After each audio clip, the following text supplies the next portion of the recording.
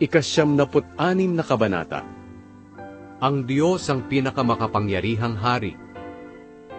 Kayong mga tao sa buong mundo, umawit kayo ng mga bagong awit sa Panginoon.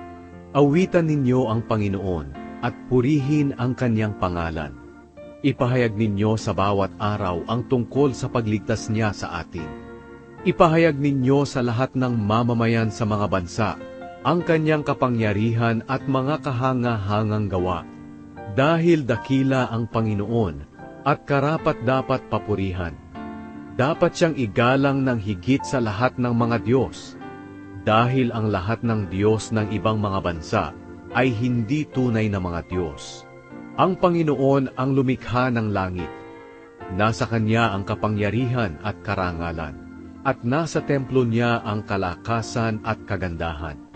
Purihin ninyo ang Panginoon, kayong lahat ng tao sa mundo. Purihin ninyo ang kanyang kaluwalhatian at kapangyarihan. Ibigay ninyo sa Panginoon ang mga papuring nararapat sa Kanya. Magdala kayo ng mga handog at pumunta sa templo. Sambahin ninyo ang kabanalan ng Panginoon. Matakot kayo sa Kanya, kayong lahat ng nasa sanlibutan. Sabihin ninyo sa mga bansa, naghahari ang Panginoon. Matatag ang daigdig na kanyang nilikha at hindi ito matitinag. Hahatulan niya ang mga tao ng walang kinikilingan.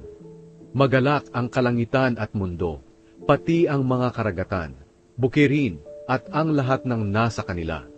Lahat ng mga puno sa gubat ay umawit sa tuwa sa presensya ng Panginoon.